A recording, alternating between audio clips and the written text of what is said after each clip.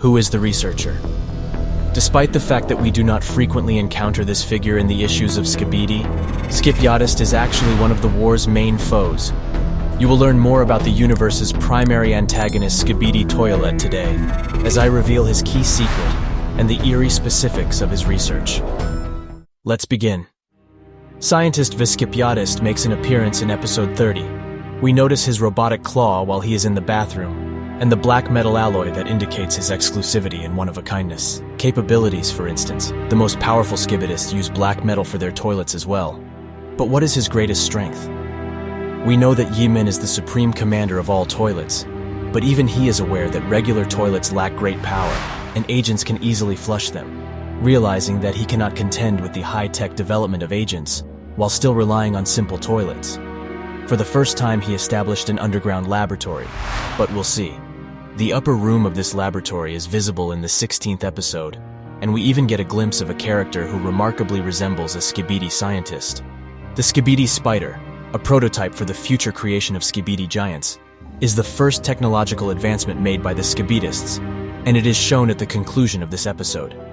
But what specific information does this episode provide about the laboratory building's appearance? I was able to locate it in the city. It is situated in the westernmost region, which serves as the headquarters for all Skibidists. After all, a bird's-eye view of the city reveals that the Bejists have complete control over the western portion of its suburbs, and the agents have control over the east. In order to ensure the safety of the Skibidists' new developments, Jimin made an effort to situate this laboratory as far away from the cameramen as possible. However, this is only the top portion of it, and what really lies beneath is the underground laboratory, which is where the majority of the experiments on helpless agents are carried out. The 31st episode. When the scientist himself appears, we can see that his most recent invention, the Skibidi parasite, emerges from his mouth and seizes control of the cameraman. However, believe me when I say that this is not an isolated incident, because in the corner of this room, we see a man who has been tortured. However, from where did Skibidi the scientist originate? We are all aware that Dafag Boom, the show's creator, is a fan of the Half-Life universe. The scientists were included in the images of every character, including G-Man, that were taken from Half-Life 2's original release. Dr. Kleiner is an older man with white hair, but his true age and background are unknown. What is known about him is that he is a scientific genius, and one of the key scientists in the city of Half-Life. He also serves as the game's main antagonist, and has a significant role in the plot. Kleiner strikes me as a cold-blooded, slightly manipulative man, whose deplorable scientific research serves as the basis for his actions.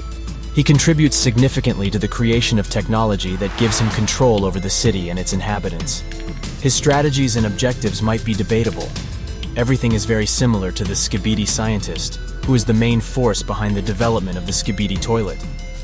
It's difficult to label the scientist a coward given that he once showed up on the battlefield where Speaker Titan, one of the most powerful figures in the entire Skibidi toilet universe, was situated. Additionally, since their very existence is in jeopardy, the agent's scientists are working even harder because their survival is in danger. After the agents were killed and the antidote cannon was destroyed, we saw the antidote cannon that kills parasites. And more recently, we saw a new type of agent. The Tweemen have now become the agent's only hope, but the technological race has just started, and Skibidi scientists are revealing new advancements every day. Therefore, we saw a new Skibidi scout steal a lens from an agent in episode 42, who took an agent's lens. And using this lens, the Skibidi scientist was able to produce TV-Man radiation protective goggles in the following episode. But how will this all impact the decisive battle? We recently discovered that a Skibidi scientist had developed a brand new species of enormous Skibidi.